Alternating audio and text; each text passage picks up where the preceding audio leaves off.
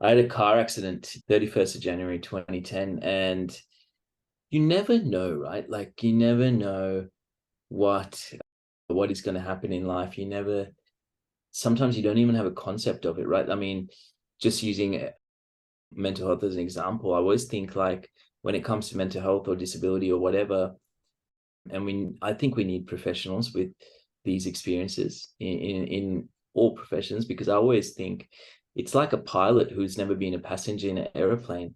How, like I think it's the same thing. So I think we need people who've lived through that. But when I was at that point in my life, I was already a medical student, but I had no concept of what it was to have a disability. I had no concept about what it was to have a spinal cord injury. I mean, I knew little bits and pieces, but you never think about it, right? So I had no idea about the numerous things that came with the spinal cord injury. And, I have an excellent support crew, including my mum. But the boys always say, man, I had no idea like how much there is to this. So for example, I didn't know that with the spinal cord injury, or I didn't think of the fact that I wouldn't be able to control my body temperature anymore.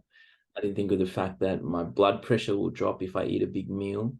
I didn't think of the fact that COVID-19 will be through. I mean, we had no idea then, but so there are all these physical things that I had no idea about.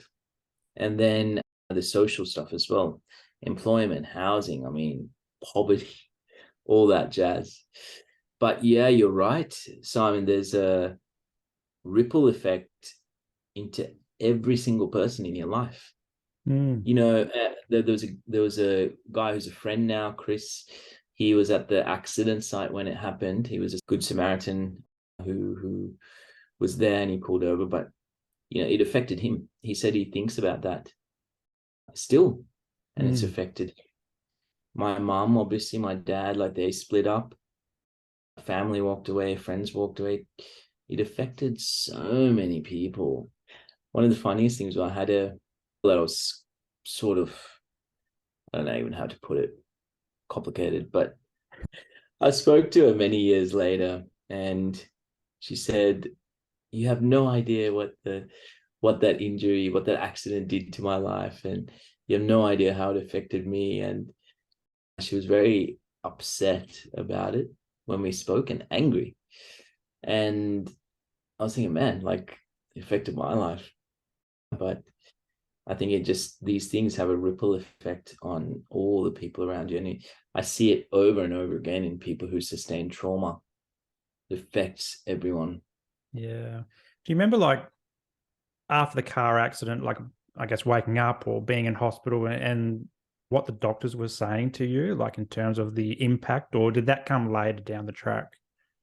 It was very hit and miss. I have a friend who is a very senior doctor who was recently in the hospital, and my friend was disappointed that their doctor was very dismissive of their symptoms and condition.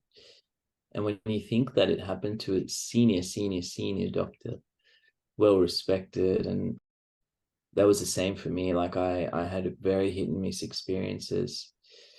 I think particularly when it comes to something like a spinal cord injury or trauma, that power differential is huge, right? You have no other choice. You're in the hospital, you're at someone's mercy. And so I think we have a responsibility to try and do we're there for the patient, and we need to do the best. But my experience was so hit and miss. There were some doctors who were great, like the one who actually came in the ambulance. But then when I was a patient in the hospital, it was very, very hit and miss. Yeah. In fact, I have a friend who was in a meeting, one of the meetings about me, because you have meetings and go through all your patients sometimes. And my friend said that the group of doctors said, yeah, you can forget about being a doctor now, Wow. and yeah, so there are even things like that happened those days.